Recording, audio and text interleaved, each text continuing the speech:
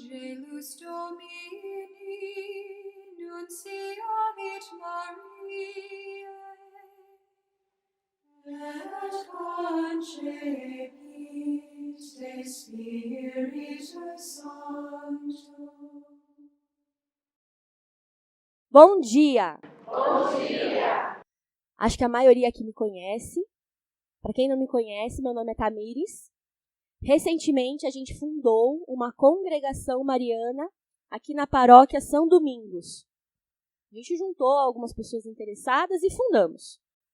Basicamente, a congregação mariana é uma associação de fiéis leigos, não somos religiosos, com a ideia de aumentar e levar a devoção à Nossa Senhora.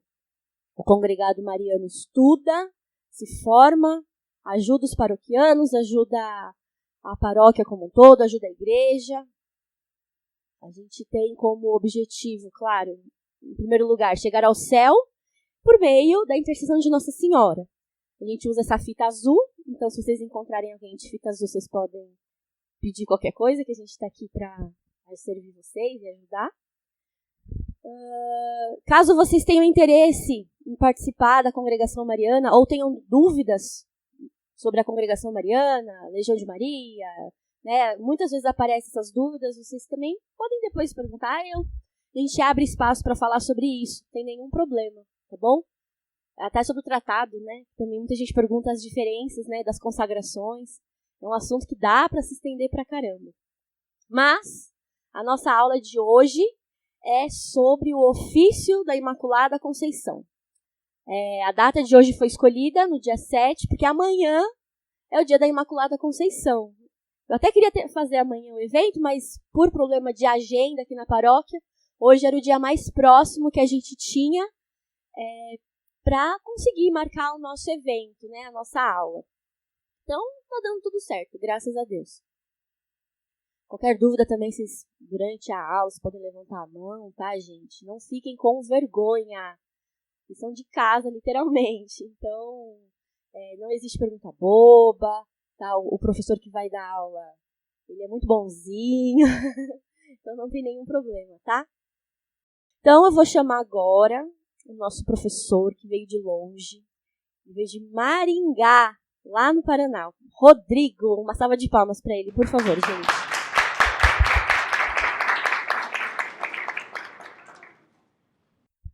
Bom dia, gente. Salve Maria. Então, a Tamires já me apresentou. Eu sou o professor Rodrigo, né? Vim do interior do Paraná, um sotaque. E, bom, eu participo da congregação mariana. Eu sou congregado mariano desde bastante tempo, 2009. E hoje a gente está aqui para dividir um pouquinho com vocês, um pouco de informação, para a gente conversar um pouco, né? Então, olha, do que eu estiver falando aqui, se alguém tiver alguma pergunta, se vocês quiserem, sabe, não pensa duas vezes, levanta a mão, não vai estar atrapalhando, né? Porque às vezes a gente está aqui falando e acaba sendo um pouco natural que a gente pensa, não, tá tudo certo, né? E nem sempre tá tudo certo, então é importante, né, que vocês perguntem, tá? Bom, deixa eu puxar a minha cola aqui, que o tema de hoje é longo, gente. O tema de hoje é muito longo, então a gente tem que ir preparado. Bom, então antes de mais nada, quando nós falamos do pequeno ofício, nós estamos falando de devoção mariana, tá? E na verdade, essa é uma prática das congregações marianas, né? O foco da congregação, o motivo da existência da congregação mariana é a devoção à Nossa Senhora. E vejam, a devoção à Nossa Senhora é uma coisa que ela começou desde o princípio da igreja, né? Desde o começo da igreja, todo mundo já entendia que Nossa Senhora ela estava ali exatamente como a mãe de Jesus, né? Imagina, no começo da igreja foi Nossa Senhora quem ajudou a sustentar tudo aquilo. Nosso Senhor Jesus Cristo, depois que ele ressuscita, ele passa alguns dias ali com os apóstolos e depois vai para o céu. Quem ficou para ajudar aquele começo da igreja, quem ficou ali para organizar, né, para ajudar os apóstolos a organizarem tudo, foi Nossa Senhora. Então, desde sempre, os cristãos têm uma devoção muito profunda à Mãe de Deus, né? Desde o começo mesmo. E as congregações marianas, então, foi um movimento que surgiu muito tempo depois, mas como tantos outros na igreja, o motivo é ter uma vida de devoção à Nossa Senhora. E uma das devoções que a gente tem, uma das orações que como congregados marianos nós fazemos, isso não é uma exclusividade. Todos os católicos, né, da Igreja Católica, uma oração que há muito tempo é rezada, é o ofício, né, ou o pequeno ofício da Imaculada Conceição. Né? Então essa é uma oração, e hoje a gente vai estudar um pouquinho sobre essa oração. A gente vai ver que essa é uma oração que ela retoma muitas imagens bíblicas lá do Antigo Testamento, né, para falar de Maria, para louvar Maria, certo? Então é sobre isso que nós vamos tratar hoje. Nós estamos falando aqui de devoção à Nossa Senhora. Vejam, o que é importante a gente ressaltar aqui já desde agora, né? Isso é uma coisa que São Luís fala muito. Ele fala, olha, de Maria, de Nossa Senhora, ninguém falou o suficiente dela, ninguém exaltou ela o suficiente, ninguém amou Nossa Senhora o suficiente. Né? Nós somos católicos, nós temos devoção, mas ainda não está suficiente. A gente pode ter muito mais amor e muito mais devoção a Maria. Né? São Luís fala isso. São Luís fala, olha, se alguém chegar para você e falar, não, você não acha que você está exagerando? Não tá. Você pode ter certeza que não. Você fala, ó, não é suficiente ainda, não estou exagerando e saia daqui. Por favor. Né? É isso que São Luís fala para nós. Ele fala, olha, devoção a Nossa Senhora, você, olha, pode ter o máximo, não está suficiente ainda. Né? E se alguém falar, mas você não está deixando Jesus de lado por causa disso? É óbvio que não. Né? É óbvio que não. Porque Nossa Senhora, tudo que ela recebe, tudo que é para ela, é para Jesus. Ela leva direto para Ele. Né? É por isso que São Luís fala que ela é um caminho mais fácil para nós chegarmos até Deus.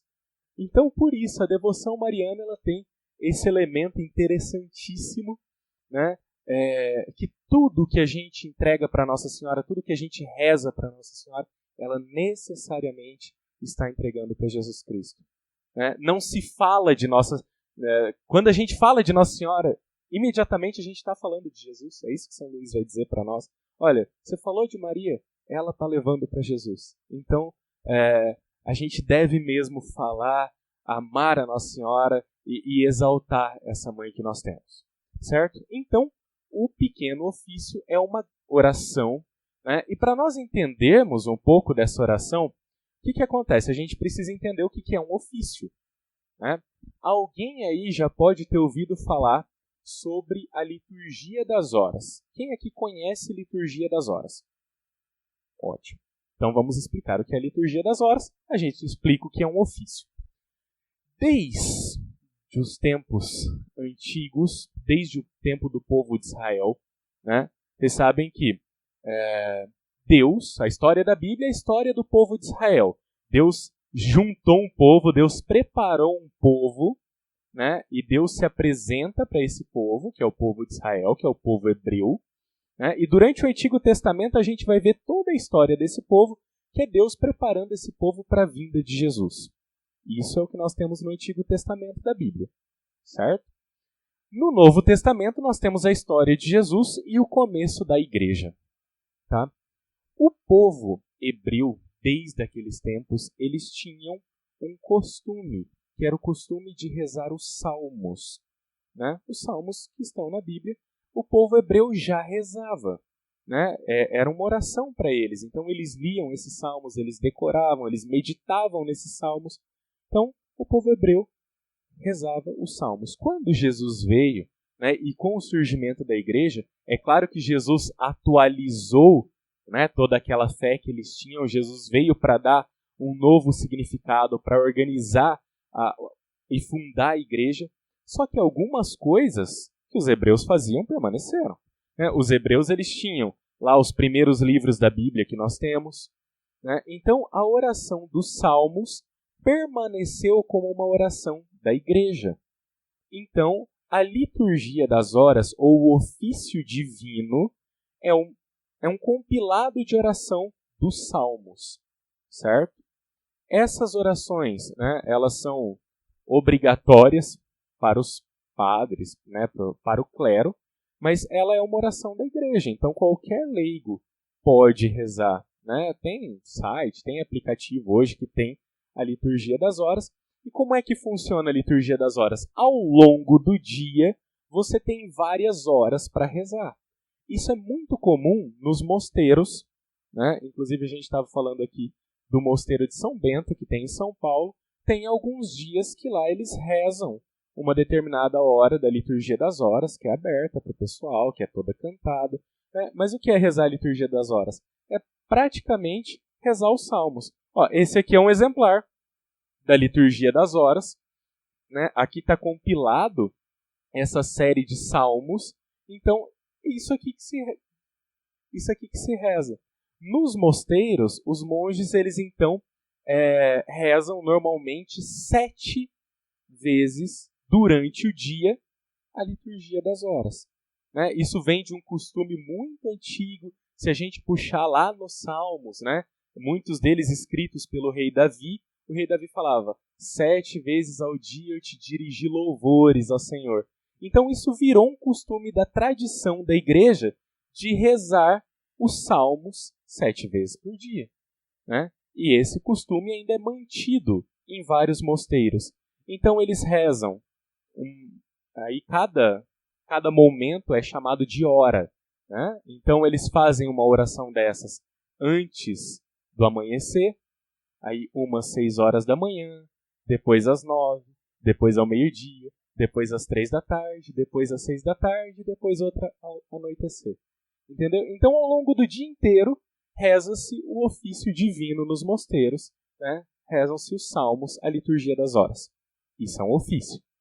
Aí, há muito tempo atrás, surgiu então o pequeno ofício da Imaculada Conceição, né, que foi escrito por um monge, já a gente vai falar um pouco dessa história toda.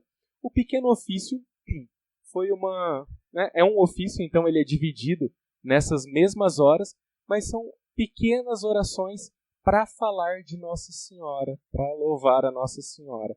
Então o pequeno ofício, né, ele tem essa divisão das horas. Preciso rezar todas as horas no horário certinho? Não, a gente pode rezar tudo junto.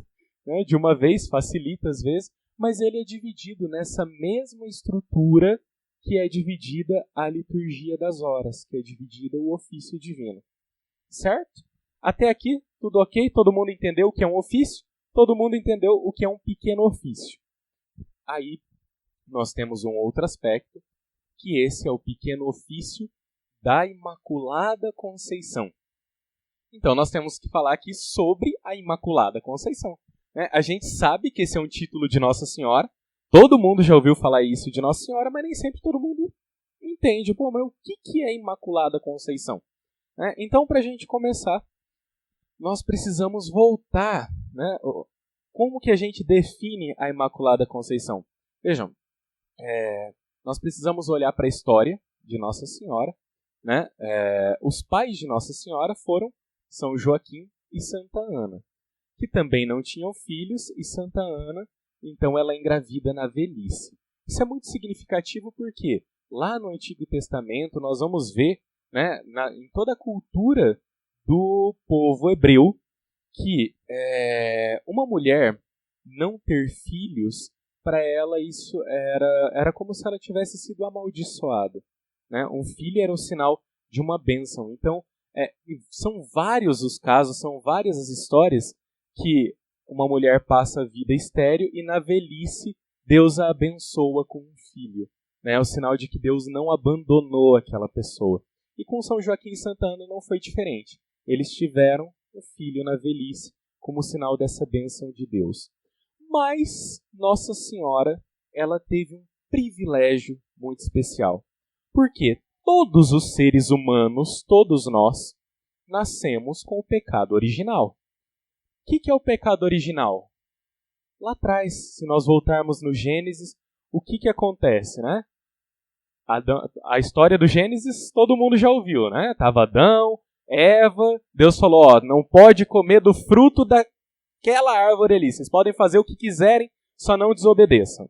né? Eva cai no conto da serpente, tá? Pega o fruto, dá para Adão. Né? Lembrando que a Bíblia fala que é um fruto, não é uma maçã. Né? Importante. Podia ser uma jaca, sei lá. Ué, a gente usa maçã porque é uma imagem de uma coisa bonita, atraente, né? Mas podia ser qualquer coisa, era um fruto, né? Mas não fala o que era. Mas o sinal é o quê? Quando Adão e Eva pecaram, toda a humanidade pecou, todo o gênero humano pecou, então o Gênesis fala da expulsão do ser humano do paraíso, né? Do paraíso terrestre, que Deus tinha criado o homem bom. A partir daquele momento, a humanidade estava expulsa do paraíso. Então, todos nós nascemos com a mancha do pecado original, o pecado dos nossos primeiros pais. Né? A humanidade inteira pecou naquele momento, todo mundo nasceu sujeito ao pecado. Né? Essa mancha do pecado original ela é apagada em nós no batismo, mas todos nós nascemos com o pecado original. Tá? E o que acontece? Né? Então, todos nós, em algum momento, já estivemos sujeitos ao pecado, sujeitos ao demônio. Nossa Senhora não. Por quê? Ela que ia ser a mãe de Deus, né? Ela que foi a escolhida para carregar Nosso Senhor Jesus Cristo no ventre. Né? Imagina o que é ser a mãe do próprio Deus. Por ser a mãe de Deus, por ter sido escolhida para ser a mãe de Deus, né? Desde sempre, Deus cumulou ela com graças tão especiais que no momento da concepção dela, ou seja, no momento que ela foi concebida, no momento que ela foi gerada no ventre de Santa Ana, desde aquele instante Deus não permitiu que ela tivesse a mancha do pecado original. Então Nossa Senhora ela foi guardada da mancha do pecado original desde o momento da sua concepção. Tá? A concepção dela foi natural, né, normal, mas desde o momento da sua concepção, ela foi guardada da mancha do pecado original. Então, quando nós falamos da Imaculada Conceição, nós estamos falando que Maria foi concebida sem o pecado original. Desde aquele momento lá, né, que o momento do surgimento da vida, né, o encontro de um óvulo e um espermatozoide. É aquele primeiro momento do surgimento da vida que nós já temos uma alma. Né? É uma célulazinha lá, mas já é um embrião se formando. Desde aquele primeiro instante, é naquele momento que é infundida em nós uma alma. Inclusive é por isso que a igreja sempre vai ser radicalmente contra o aborto. Porque aquele serzinho, desde o primeiro momento da concepção, tem uma alma. Né? Então, naquele primeiro momento, quando foi infundida a alma de Nossa Senhora, ela já não teve pecado. Todos nós tivemos. A humanidade inteira, você pode excluir aí Nosso Senhor Jesus Cristo, que é Deus, não vale. Mas Nossa Senhora, então, é a única criatura humana concebida sem o pecado original. Né? Mas como é que... né? E o que a igreja fala disso? A igreja vai dizer que isso é um dogma. Tá? Então, os dogmas, a igreja ela tem alguns dogmas. Os dogmas são verdades de fé. Tá? Um dogma ele não está necessariamente na Sagrada Escritura, ele não está necessariamente na Bíblia, embora é claro que ele vai ter um fundamento ali, mas um dogma é uma verdade de fé que a igreja ensina. Então, quando a igreja... claro que isso vai um estudo imenso, né? O dogma da Imaculada Conceição, por mais que os cristãos já tivessem essa devoção de muito tempo, ele foi proclamado só depois de muito estudo, em 1850 e alguma coisa. Já eu olho na minha cola. Né? Mas assim, então demorou muito tempo para a igreja proclamar esse dogma. No entanto, a partir do momento que é dogma, isso é verdade de fé. E quem não acreditar nisso está fora da igreja. Né? Então é uma verdade que a igreja ensina, que depois de muito estudo, depois de muita oração e reflexão, o Papa, com todo o magistério da igreja, com todos os bispos, definiu: Maria foi preservada, né, do pecado original desde o momento da sua concepção. Então, o pequeno ofício da Imaculada Conceição é um pequeno ofício, ou seja, uma oração né, separada nessas várias horas do dia, embora a gente possa rezar tudo junto, que vai falar desse privilégio de Nossa Senhora, né, concebida sem a mancha do pecado original. Certo? Alguma dúvida até aqui? Ótimo.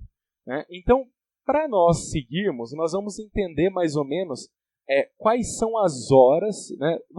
Antes de falar das horas, deixa eu falar um pouquinho Vamos falar das horas do ofício, depois a gente fala como ele surgiu, e depois a gente vai finalmente para... Então, olha só. As horas do ofício que nós temos, né, aquilo que eu estava dizendo, então nós vamos ver que o ofício ele é todo dividido em algumas horas. Vocês têm aí o livrinho, né? Em cima de cada hora vai ter um nome. Então, se quiserem acompanhar aí, né, é só para a gente ir passando. Então, a gente tem ali, né, a primeira hora, que é a hora das matinas, né? Que essa hora ela tá marcado até ali, ó, ao início do dia antes da aurora. Então, quem quiser rezar o dia inteiro, né, pode fazer exatamente desse jeitinho aqui. Né? Então, as matinas é a primeira hora, né, que é rezada antes do amanhecer.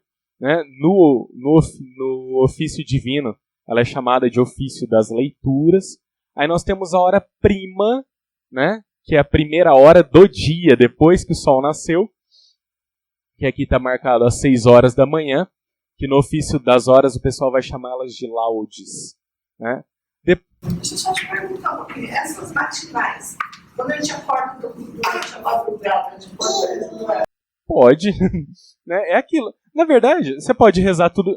Essa divisão de horas, ela existe porque essa divisão de horas ela acabou sendo feita na vida monástica dos mosteiros. Então, como os monges, desde lá dos primeiros séculos, né, eles se pautavam muito na regra de São Bento.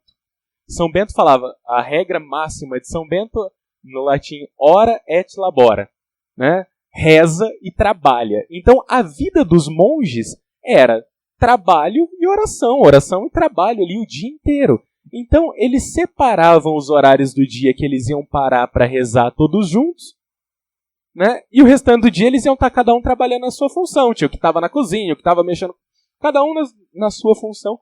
Então, ficou essa divisão de horas. Se eu acordar, quiser rezar 1 hora, quiser ir fazendo ofício picadinho ao longo do dia, né? Não consigo rezar antes, mas deu para rezar 2 horas do ofício agora, 2 horas depois, não tem problema. Né? Igual o terço, a gente pode ir rezando parcelado.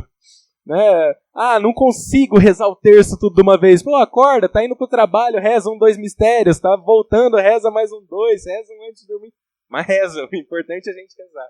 Né? Então, assim, apesar dessa marcação, ela não tem assim, isso não é fixo, não tem uma obrigação de seguir isso certinho. Tá?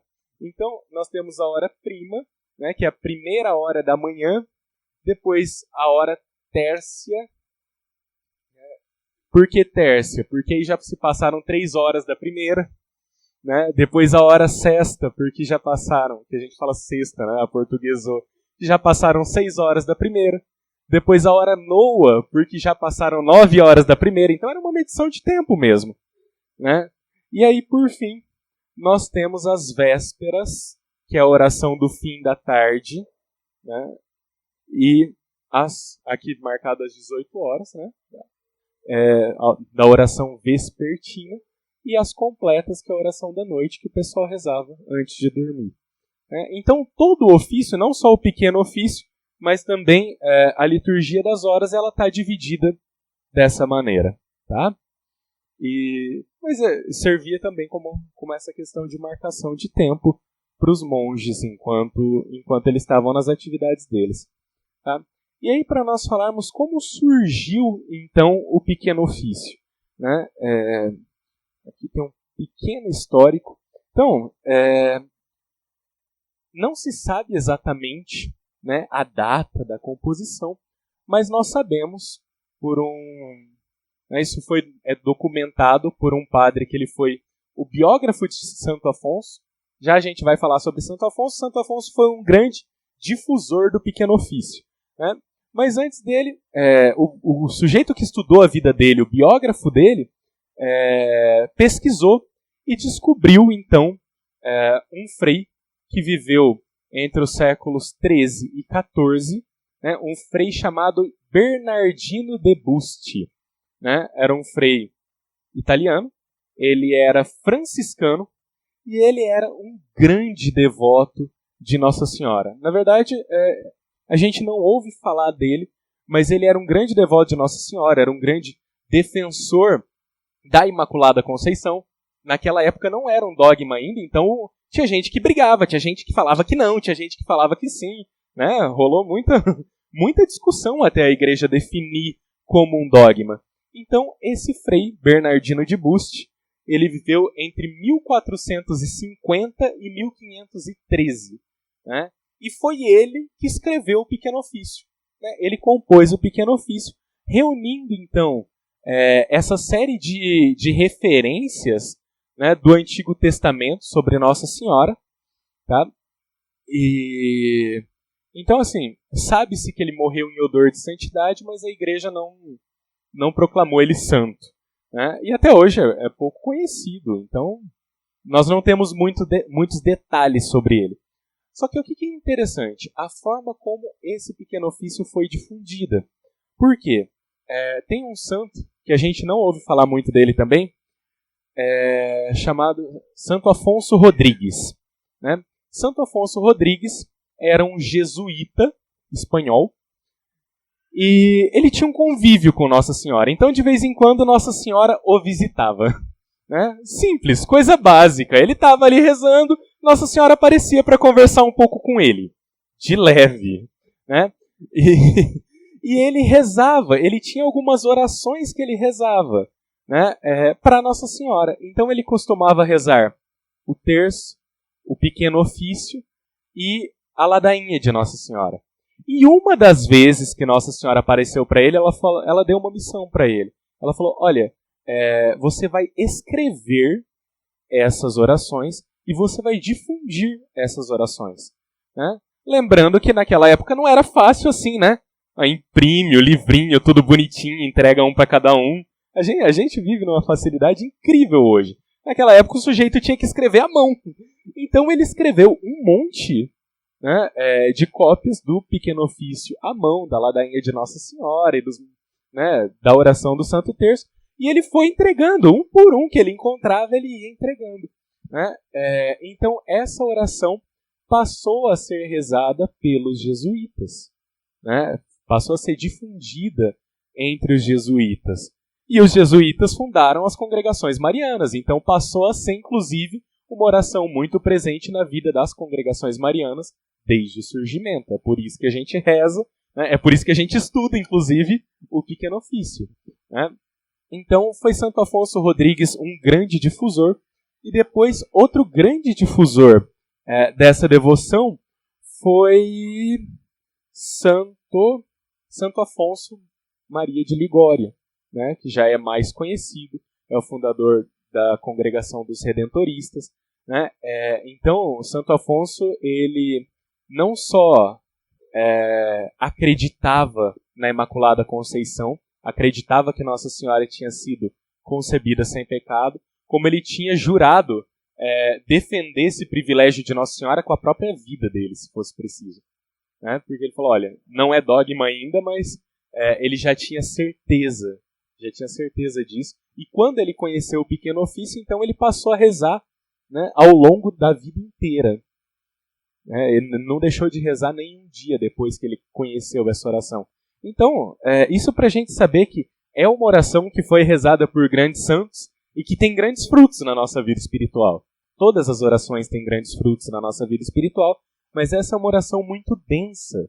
Né? Então, o nosso trajeto aqui hoje é entender um pouquinho melhor, né? É entender as referências, inclusive, do que essa oração está falando, que às vezes a gente vai estar rezando o ofício e tem uma série de imagens no ofício que se referem às Sagradas Escrituras e a gente não...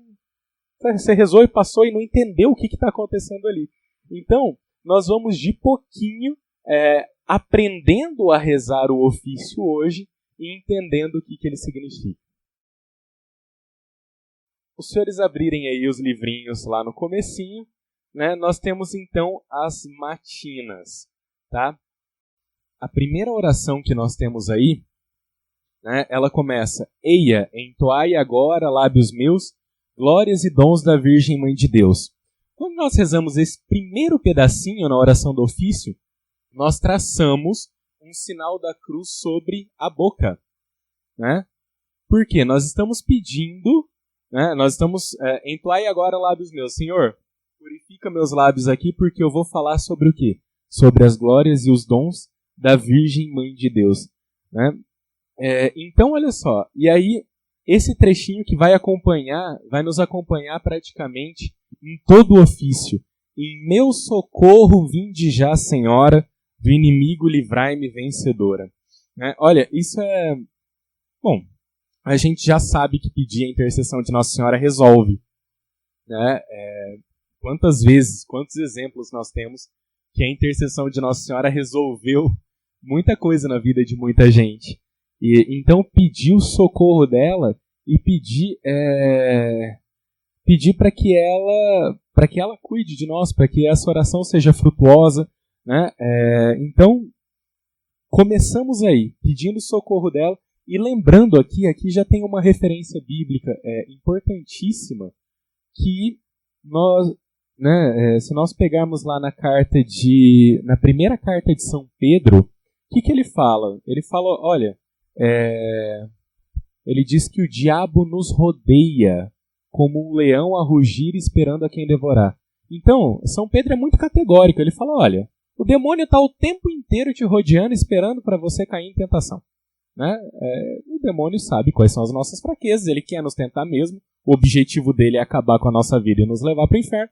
Então, por isso, nós já pedimos o socorro de Nossa Senhora. Você já começa, mãe, vem cá, dá uma ajuda. Por quê? Porque quando, né, o demônio treme de medo dela. Né? Então é por isso que nós pedimos o socorro. Tá?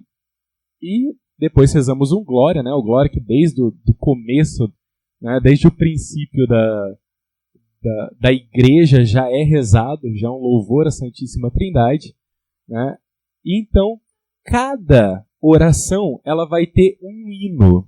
Tá? Cada oração tem um hino. Gente, eu não vou conseguir ficar sentado não, eu não vejo todo mundo. E no primeiro hino, no hino das matinas, então nós temos aí já, né, ele começa: Salve, ó Virgem, Senhora minha, estrela da manhã do céu rainha. Só aqui já tem um monte de coisas, né, porque nós começamos com Salve, ó Virgem. Né? Em alguns ofícios, gente, importante, existem traduções diferentes do ofício, então se de repente alguém for procurar, se alguém for procurar na internet e tal, pode encontrar cada hino um pouquinho diferente. Normal. Mas aqui fala, Salve, ó Virgem, Senhora minha. Opa, aqui ele já começa falando do quê? Da virgindade de Nossa Senhora. Né?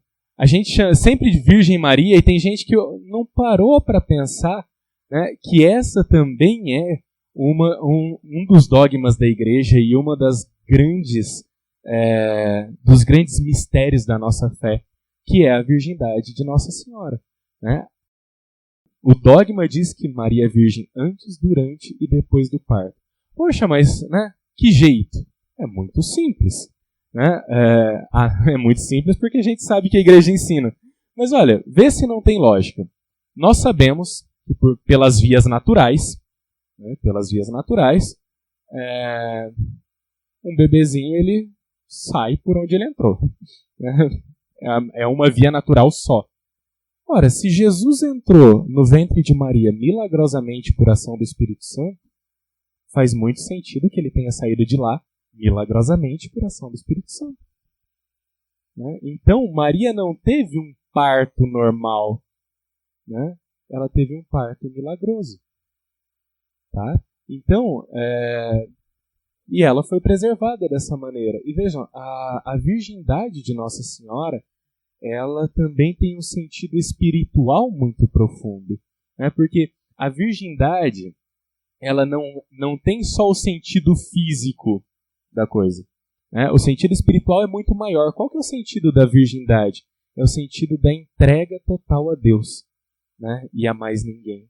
Então, é por isso que nós vemos, poxa, quando os padres, as freiras e tal, eles são celibatários, eles não têm família, né? Por quê? Porque se entregam totalmente a Deus. Enfim, não é que seja uma obrigação ser virgem para ser padre ou freira, né? A depender da vida passada, a pessoa não é. Mas é muito comum que quando jovem, muitos jovens consagrem a sua virgindade a Deus, né? E consagrar a virgindade significa o quê? Colocar-se inteiramente na mão de Deus e viver por amor a Ele. Nossa Senhora foi quem mais viveu por amor a Deus nessa terra. Ninguém amou tanto a Deus quanto ela, né? Aliás, é muito bonito a gente ouvir São Luís falar, porque São Luís fala, olha, Maria, ela era tão santa, né? Vivia tão em tal união com a vontade de Deus, né? Ela fazia todas as coisas com tanto amor a Deus, que ela, abrindo a maçaneta de uma porta, São Luís falando, não é o Rodrigo não, é São Luís. Maria, abrindo a maçaneta de uma porta, dava mais glória a Deus do que os sacrifícios de todos os mártires. Você imagina, os mártires foram aqueles que morreram por amor a Deus. Aí você pega, tem alguns martírios que são terríveis, né? Teve santos que foram queimados, outros foram assados na churrasqueira, outros foram decapitados. Mas eu falo, olha, Nossa Senhora, ela tinha tanto amor a Deus, mas tanto amor a Deus. Ela é uma criatura tão perfeita, né? Com tantas graças, que ela fazendo qualquer coisa. Por quê? Porque ela fazia por amor a Deus, ela fazia com a intenção de dar glória a Deus, né? Então, Nossa Senhora, ela tem uma profundidade de união com Deus que a gente não consegue nem sonhar, né? E a virgindade dela vai muito nesse sentido, né? Virgem por quê? Porque viveu por amor a Deus. Embora também fosse preservada fisicamente, mas esse preservar físico é só um sinal daquilo que é muito mais profundo espiritualmente, certo? Então começamos aqui, né? Salve Virgem, ó Virgem Senhora minha, né? Claro, se nós somos católicos, ela é Nossa Senhora, é por isso que a gente chama assim. Por quê? E inclusive é muito melhor que nós tenhamos ela por Senhora, por Soberana, por Mãe, porque a gente sabe que ela é a ponte da intercessão ali, né? É ela quem dá o jeito. Nossa Senhora quer realmente o caminho mais curto para nós chegarmos até Deus. Estrela da manhã do céu rainha. Olha, quando nós falamos de estrela da manhã, né, aqui já tem um monte de significados. Por quê? A imagem da estrela, inclusive, vai aparecer várias vezes no ofício, mas a estrela da manhã é a última estrela, né, a sumir. É a estrela que nós vemos antes do sol aparecer. Então, quando nós falamos de estrela da manhã, né, nós estamos nos remetendo a essa imagem daquela que brilha antes da chegada do sol, né? O tempo inteiro a liturgia católica, né, desde o princípio, vai comparar Nosso Senhor Jesus Cristo com o sol, né? Então Maria é essa estrela que está brilhando ali antes, naquele, né, e que inclusive durante a noite é guia, é rumo. Então Nossa Senhora é essa imagem da estrela da manhã, né, que está lá brilhando enquanto ainda é noite. E aí vários santos vão falar sobre isso, né? São Bernardo, ele tem uma oração belíssima chamada Olha a Estrela, Invoca Maria. São Bernardo vai falar muito sobre esse guia que é a estrela durante a noite.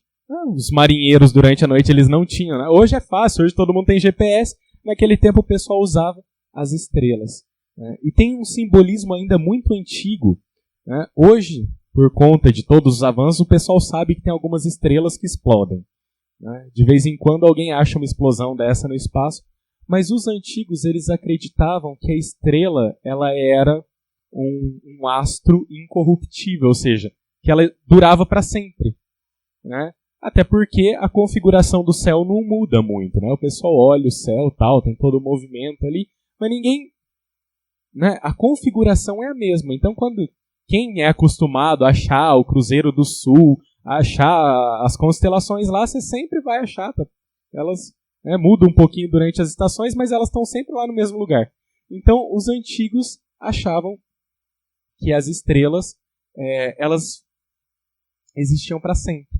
Né? Então, a estrela é um sinal de Maria porque essa graça que brilha desde sempre, desde o momento que Deus colocou essa graça ali, ela permaneceu brilhando para sempre. Né? Esse é um simbolismo que vem de muito tempo. E tem um trechinho de São Luís que eu trouxe. São Luís falando. Né?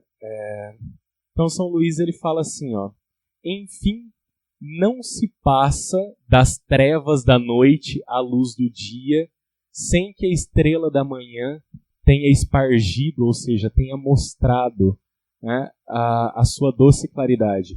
Do mesmo modo, é impossível passar das trevas do pecado à luz da graça e das virtudes sem a intercessão de Maria. São Luís está falando que não dá para ser santo sem a ajuda de Nossa Senhora. Por quê? Porque nós somos pecadores. A gente tem seríssimas dificuldades para praticar as virtudes, para viver na graça. Então São Luís fala, olha, ela é o caminho. Né? Nossa Senhora é essa guia, é esse caminho que nos dá um direcionamento. E não só que dá direcionamento, ela nos ajuda mesmo, né? a realmente chegar né, nos braços de Nosso Senhor Jesus Cristo, aí para o céu. Continuando ali o ofício, cheia de graça sois, salve luz pura. Né? Cheia de graça nós lembramos aqui da Ave Maria, que é o quê? É a saudação angélica. Né? Então, a saudação angélica, né, as palavras que o anjo chega, quando ele fala, ó, ave cheia de graça. A tradução cheia de graça, em alguns sentidos, ela chega a ser ruim, né? Porque se nós formos olhar lá, uma tentativa de tradução mais do original, ele vai falar plena, completa, repleta de graça. Né? Então, Nossa Senhora ela foi cumulada com todas as graças possíveis. Né? De novo, São Luís, que era um grande devoto de Nossa Senhora, e até achei interessante, o pessoal pediu a explicação do tratado, né? É realmente uma formação muito boa a se fazer. São Luís ele vai dizer que Deus reuniu, né? Olha que bonito, ele fala, Deus reuniu todas as águas e chamou-as mar. Reuniu todas as graças e chamou-as Maria. Né? E por que isso? Aí a gente pergunta, ok, mas o que é a graça? Né? Às vezes a gente fala, nossa, recebi uma graça, Deus... Tá, mas o que é a graça? Né? E aí a pessoa fica, então, sei lá, eu recebi uma graça. Mas, né? E quando a gente para pensar o que é a graça, nós vamos entender que a graça é uma participação na vida divina. Quando nós recebemos uma graça, né, nós recebemos uma pequena participação na vida divina, nós recebemos uma pequena participação do que é, uma pequena percepção do que é o céu. Por quê? No céu nós vamos participar da vida divina de fato, nós vamos poder ver a Deus, contemplar a Deus, né, viver junto de Deus. Então o céu é o ápice da graça. Né? E aí você imagina, Maria era cheia de graça, ou seja, toda a participação na vida divina que um ser humano pode ter, ela tinha. Mais do que todos os santos, mais do que todos os anjos, Maria tem mais graça que todos eles. Né? E enfim, isso vai aparecer várias vezes aqui. E depois que ele fala, olha, cheia de graça sois, salve luz pura. Né? Luz pura por quê? A luz que vem de Nossa Senhora é a luz que vem de Deus, é a luz da graça. Né? Nossa Senhora é aquela que nos dá as graças também. Valei ao mundo e a toda criatura. Aqui ele está falando de uma... Né, quando diz que, olha, Nossa Senhora, valei ao mundo, ou seja, ajudai ao mundo e a todas as criaturas. Aqui nós católicos temos uma devoção muito interessante que alguns rezam para Nossa Senhora sobre o título de Maria Medianeira de todas as graças. Olha que interessante. Oi? Sim, olha aí, Legionária de Maria. Né? Quando nós rezamos por Maria Medianeira de todas as graças, nós estamos dizendo que todas as graças que vêm ao mundo passam pela mão de Nossa Senhora. Todas. Ah, isso é um dogma? Ainda não. A gente espera que um dia seja. Né? Porque, claro, dogmas demoram, não quer dizer que as coisas não sejam desse jeito. Mas veja, se o próprio Deus veio ao mundo por Nossa Senhora, faz muito sentido que a participação na vida divina, as graças, venham por ela também. Né? E não tenha dúvidas que ela realmente dispensa muitas graças. Né? Inclusive, se nós lembrarmos da aparição de Nossa Senhora das Graças, ela está sobre o mundo derramando raios de luz que simbolizam as graças. E quando perguntado, olha, mas por que tem uns dedos que não saem os raios? Ela fala, porque tem uns filhos que não pedem. Ela fala, tem graças que eu quero dar e só estou esperando o povo pedir. Então a gente tem que pedir mesmo. Principalmente a graça da nossa conversão, da nossa santificação, da santificação dos nossos. Né? Principalmente. Nós precisamos ser santos. Né? Para santificar aqueles que estão à nossa volta. Né? Então nós pedimos a intercessão de Nossa Senhora para o mundo inteiro. E depois segue o ofício. Para a mãe o Senhor vos destinou, do que mares e a terra e os céus criou. Ou seja, o Senhor vos destinou para ser a mãe. Né? Aqui é interessante que quando nós falamos em Deus destinou Maria, e às vezes a gente vai ouvir até Deus predestinou Maria, né, a ser mãe de nosso Senhor Jesus Cristo. Aí tem gente que vai parar e falar, tá, mas né, destino, predestinação, isso aí, como é que funciona? Isso aí não é muito católico. Né? Então, vamos deixar algumas coisas claras. Primeiro, todo mundo tem livre-arbítrio. Né? Então, quem decide o que vai ser feito da nossa vida somos nós. Né? Então, todo mundo, né? Ninguém está destinado a nada. Deus já sabe o que vai acontecer com todo mundo, por quê? Porque para Deus não tem passado, presente e futuro. Deus está fora do tempo. Né? Então Deus conhece todas as coisas. Não quer dizer que nós não tenhamos a possibilidade de escolher entre fazer o bem e fazer o mal, entre levar uma vida de santidade ou uma vida de pecado. Né? São escolhas nossas. E Nossa Senhora, ela não foi tirado o livre-arbítrio dela, mas ela nasceu, né? Quando fala essa predestinação, o que é essa predestinação? Ela foi acumulada de tantas graças. Né? São João Damasceno vai falar que isso é um amor especial de Deus, porque Deus deu tantas graças para ela, né? Ela entendia, ela estava tão... ela tinha essa participação da vida divina, vivia tão perto de Deus, que ela não queria, por nada, né, cair no pecado. Ela não queria, ela não teve essa vontade de pecar. Ela tinha o livre-arbítrio, mas ela já não tinha o pecado original, ela foi preservada do pecado original. Mas vejam, Adão e Eva também não tinham o pecado original e nem tanto pecaram. Né? Então Nossa Senhora, ela não deixou de ter o livre-arbítrio, mas ela conformou a vontade dela com a vontade de Deus. E na verdade é a nossa luta do dia a dia. É o quê? Transformar a nossa vontade na vontade divina. Então quando nós dizemos que ela foi destinada a ser mãe de Deus, é que de fato Deus a preparou e deu tantas graças para ela, deu uma intimidade, né, dela com o próprio Deus tão profunda, que nem passava pela cabeça dela, né, por um segundo sequer, se distanciar daquilo que era a vontade de Deus. Ela entendia qual era a vontade de Deus. Né? Para a mãe o Senhor vos destinou, do que os mares, a terra e os céus criou. Né? Então, Nossa Senhora foi destinada a ser mãe de Deus. Preservou ele a vossa conceição, né? Ou seja, Deus preservou Nossa Senhora no momento, a conceição é a concepção, o momento que ela foi gerada, da mancha que nós temos em Adão, que é o quê? A mancha do pecado original, com a qual todos nós nascemos. Certo? Fez sentido? Todo mundo conseguiu anotar? Ótimo. Né? Então, encerra o hino. Né? E aqui, ó, aquilo que nós estávamos dizendo, já aparece, então, uma ejaculatóriazinha ali.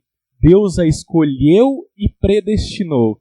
Né? Então, Deus escolheu Nossa Senhora e essa predestinação, esse cumular ela de tantas graças especiais, né?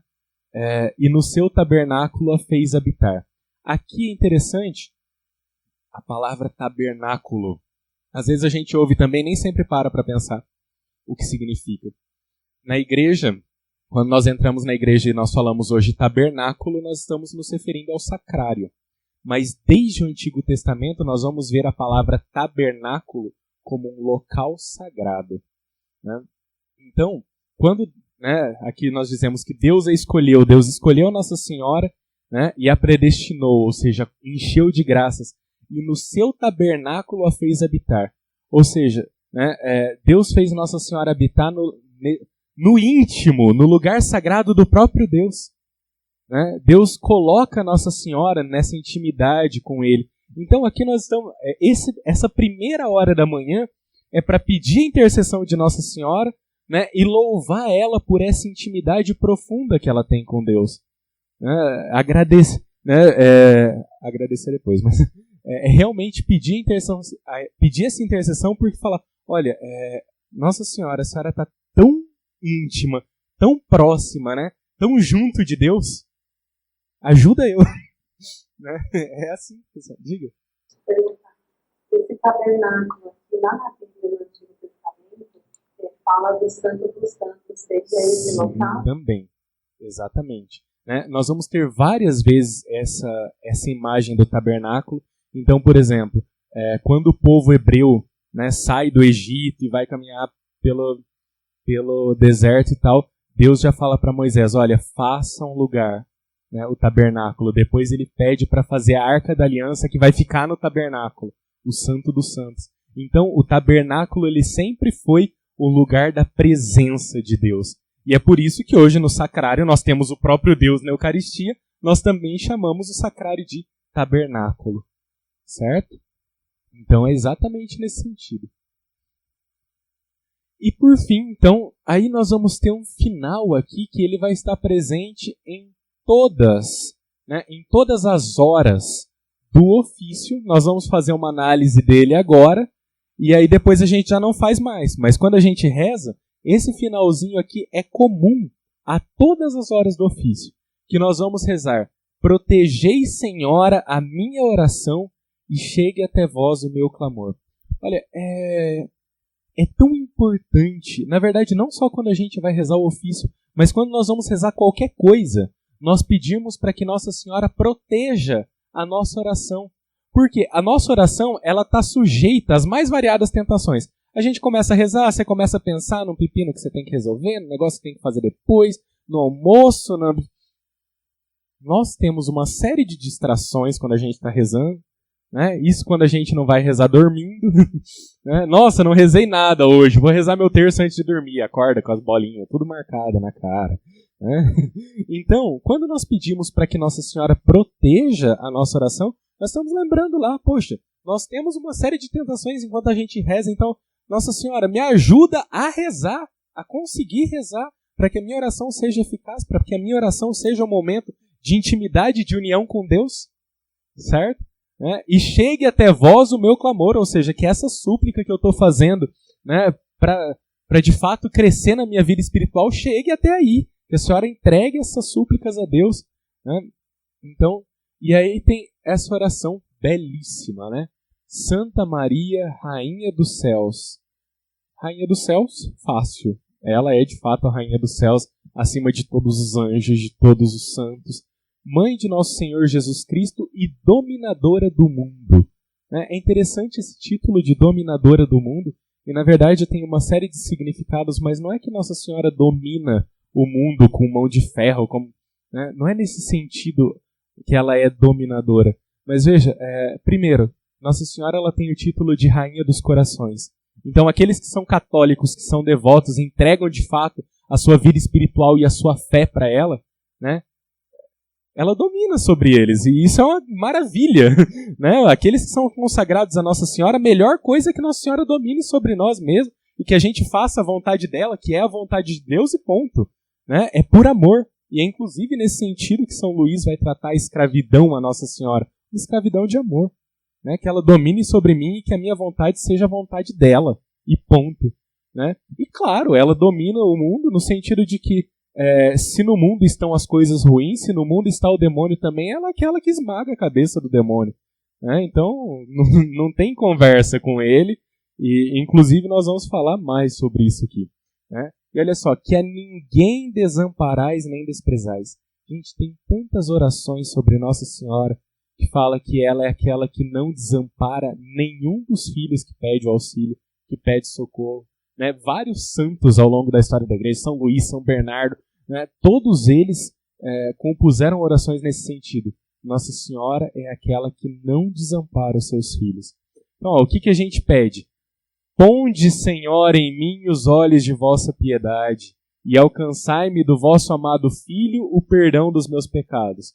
Ou seja, Nossa Senhora, olha para esse pecador aqui, miserável, com misericórdia, e alcança do vosso Filho o perdão dos meus pecados. Por quê? Isso é uma graça. Né? É claro que o perdão dos pecados, a gente tem um sacramento da confissão, mas o verdadeiro arrependimento, aquela força para evitar os nossos pecados, não cometer mais, né? E fazer uma confissão bem feita, né? Isso é uma graça. Então está pedindo isso. Ó. Obtende do vosso amado Filho o perdão dos meus pecados, para que, venerando agora afetuosamente a vossa Imaculada Conceição, né? Para que, venerando a Nossa Senhora, eu consiga depois a coroa da eterna bem-aventurança. Que é o quê?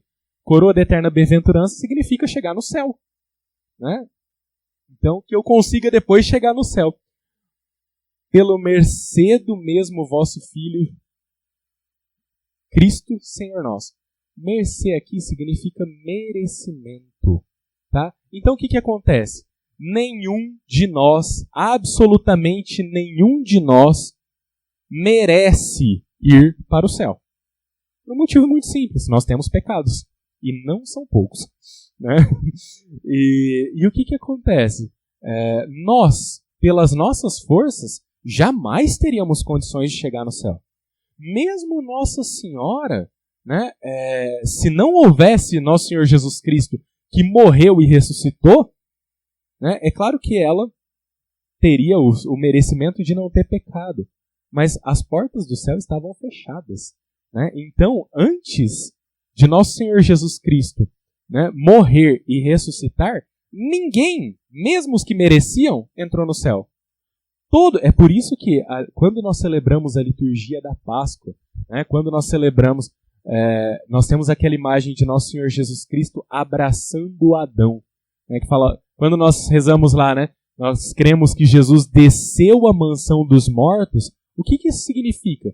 Todos aqueles que morreram antes de Jesus não entraram no céu. Eles estavam esperando porque as portas do céu estavam trancadas. E estavam trancadas por quê? Por conta do pecado.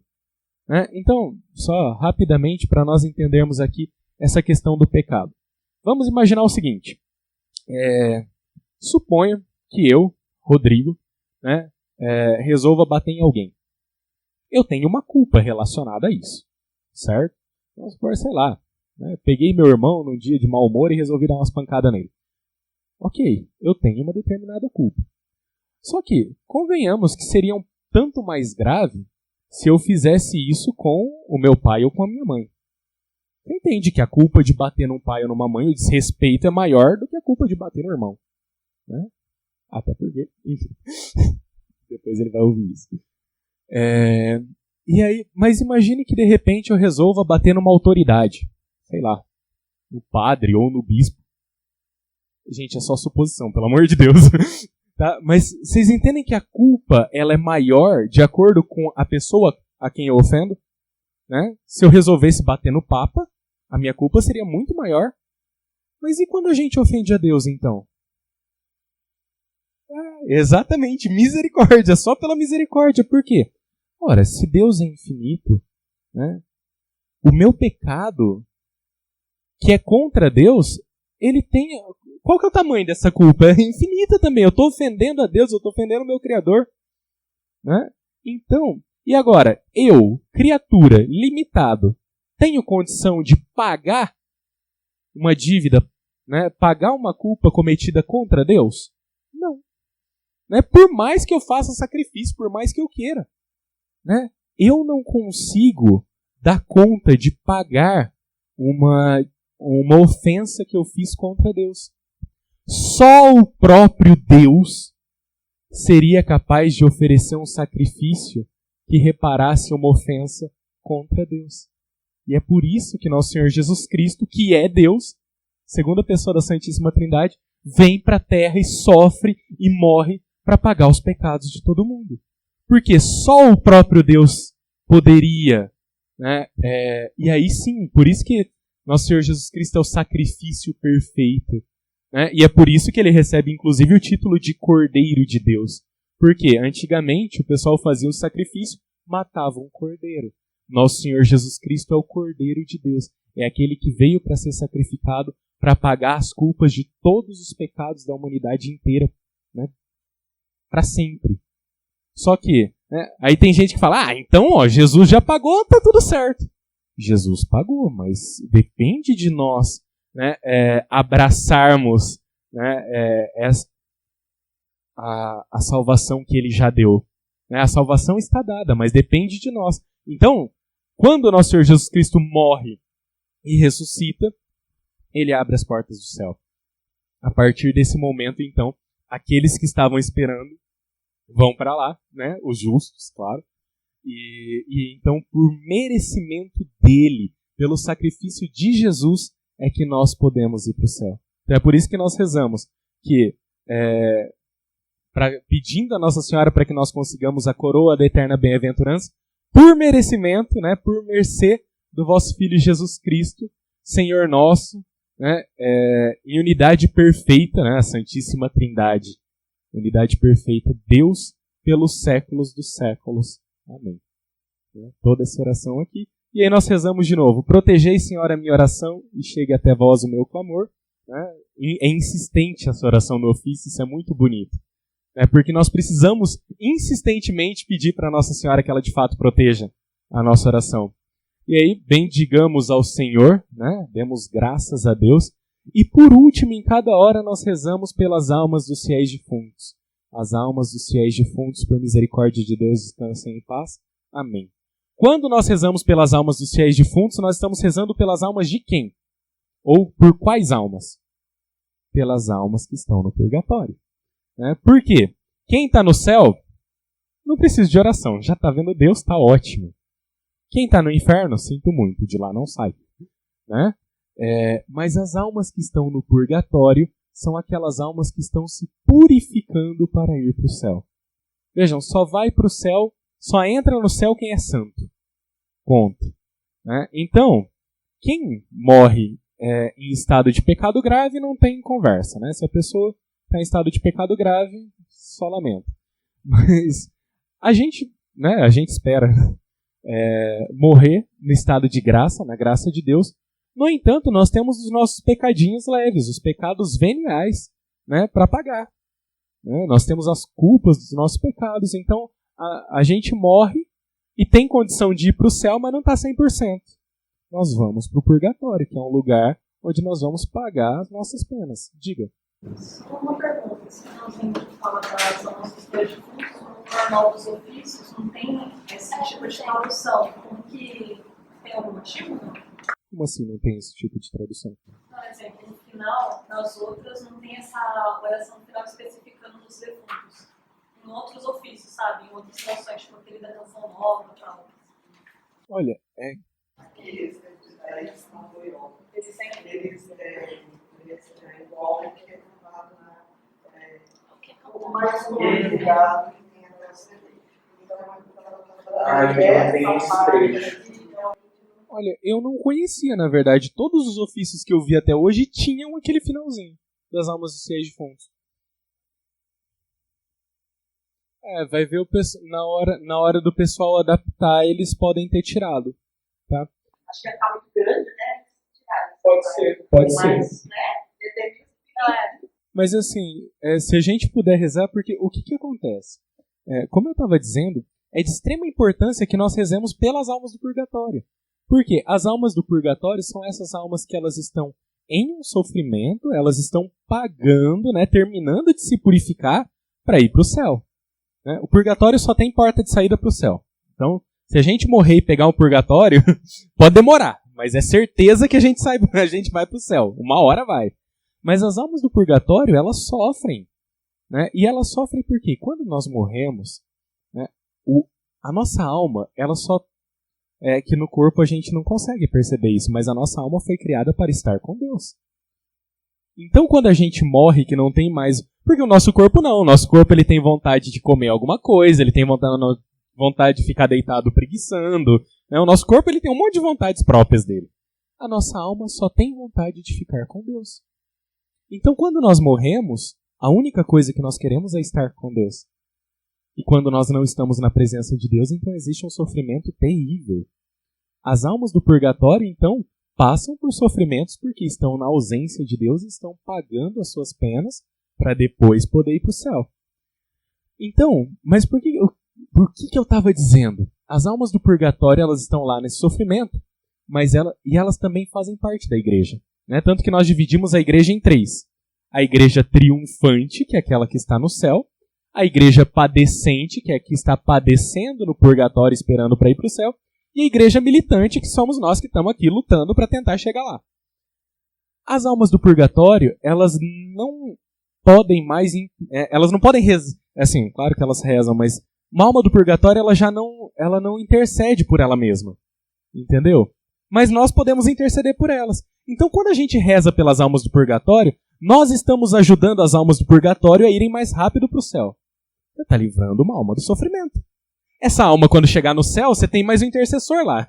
Né? É isso. Então, vejam, a igreja, as 3 igrejas, elas se ajudam. Né? Aqueles que estão no céu intercedem por nós, nós intercedemos por aqueles que estão no purgatório, que vão sair, vão para o céu e vão interceder pela gente. Isso que é a comunhão dos santos. É uma intercessão geral, né? Que ajuda no crescimento da nossa vida espiritual. Então, quando a gente reza para as almas do purgatório, é nesse sentido. Tá? Inclusive, né, na época de finados lá, nós podemos ganhar indulgências para as almas do purgatório. Você pode tirar, né, durante a semana de finados ali, você pode tirar até uma indulgência plenária por dia. Você consegue mandar uma alma por dia ali para o céu. Garantido. Você não sabe quem é, mas vai estar intercedendo por você. Então, nós temos que rezar sempre pelas almas dos fiéis defuntos. Gente, faltam 10 minutinhos aqui para a gente acabar. Né? Alguém tem alguma pergunta de tudo que a gente falou até agora? Tá ok, tá claro, tô indo rápido demais. Né? Vamos fazer aqui um pedacinho já, se alguém quiser falar alguma coisa, porque aí na volta a gente já emenda só nas análises então dos hinos do ofício. Ninguém tem pergunta? Ou entenderam tudo, ou ninguém entendeu nada. Pode. Do livre-arbítrio, que você falou que todos nós temos, que Nossa Senhora teve, se ela foi criada já com a intenção, né, já preparada para ser a mãe de Deus, ela teve livre-arbítrio? Teve. Tá. O que eu dizia? Por exemplo, se nós pensarmos, Adão e Eva também foram criados sem pecado. Né? E tinham livre-arbítrio e, no entanto, pecaram. Né? Inclusive, nós vamos ver aqui que um dos títulos que Nossa Senhora recebe é o de ser a nova Eva. Né? Assim como Nosso Senhor Jesus Cristo é chamado de novo Adão. Aquele que fez novas todas as coisas. E Nossa Senhora é a mulher, né, por quem entra. Se por Eva entrou o pecado no mundo, por Maria entrou a graça. Né? Então Nossa Senhora teve livre-arbítrio. Só que ela recebeu tantas graças. Né? O que é essa predestinação dela? Deus deu tantas graças para ela, Deus realmente preparou Nossa Senhora. Sabe? Deus parou e falou, agora eu vou fazer o ser humano que vai ser assim, perfeito. Né? Sabe? Deus realmente falou, agora para tudo que agora eu vou moldar o que há de mais perfeito no mundo. De tudo que eu já fiz, você imagina tudo que Deus fez, falou, eu vou fazer o que há de mais perfeito. Ele fez Nossa Senhora. Então ele deu tantas graças para ela, né? Ela foi tão cumulada de graças, né? E a graça é essa participação na vida divina, ela viveu tão fortemente unida com Deus, que ela conformava a vontade dela à vontade de Deus com uma facilidade incrível. Ela entendia muito facilmente qual era a vontade de Deus. Nós temos aqui a nossa dificuldade do dia a dia, né? Mas o que Deus quer de mim? Às vezes a gente se pergunta, às vezes a gente reza, às vezes a gente não entende o que Deus quer da gente. E Nossa Senhora tinha toda uma facilidade para entender isso. Né? tentar, então, pensar que Deus teria dois projetos, então, para a humanidade. Porque se Adão e Eva tinham livre-arbítrio, eles poderiam escolher... Não ter pecado, exatamente. Seria maravilhoso. Era o plano A. O plano A era todo mundo no paraíso, vivendo uma vida de amor a Deus, né? Inclusive, o que nós temos no relato, né? Até na própria expulsão do homem do paraíso. Deus fala, olha, agora você vai ter que se virar, você vai ter que trabalhar, você vai ter...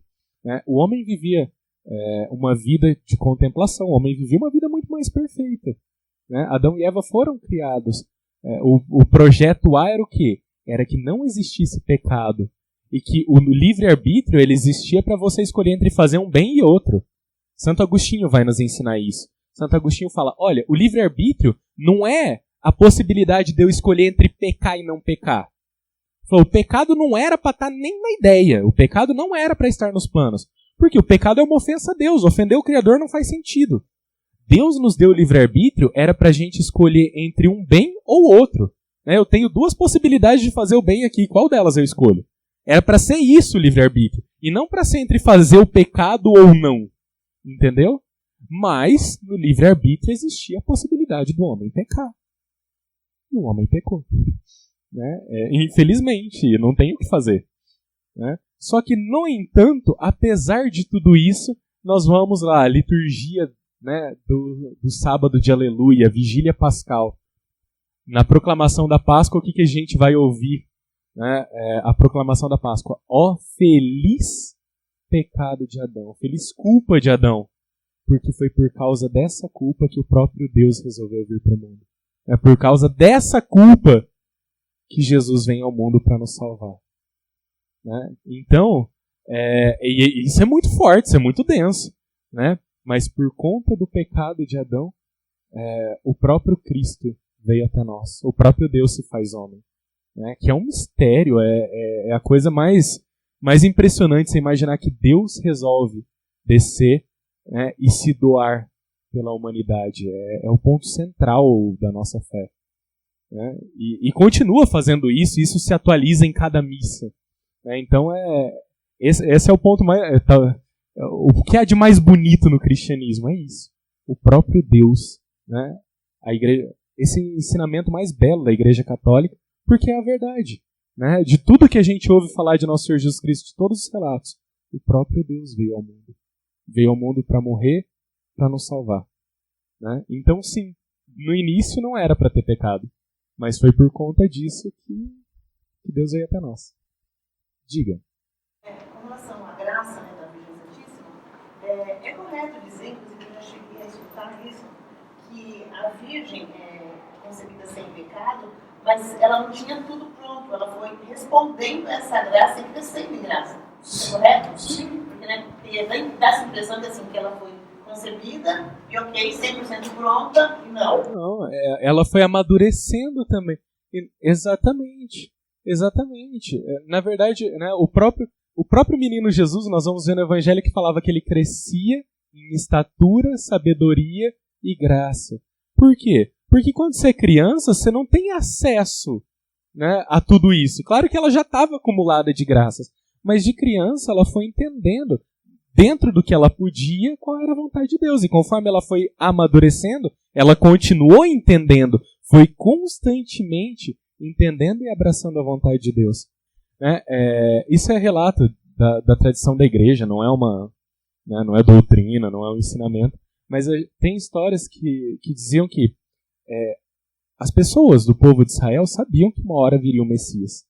Né? Então tinham muitas moças que elas desejavam ser a mãe do Messias. Né?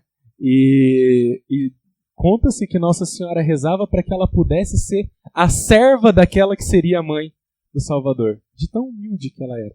Porque, mesmo acumulada de graças, né, ela era toda humilde. Por quê? Porque entendia perfeitamente o lugar dela.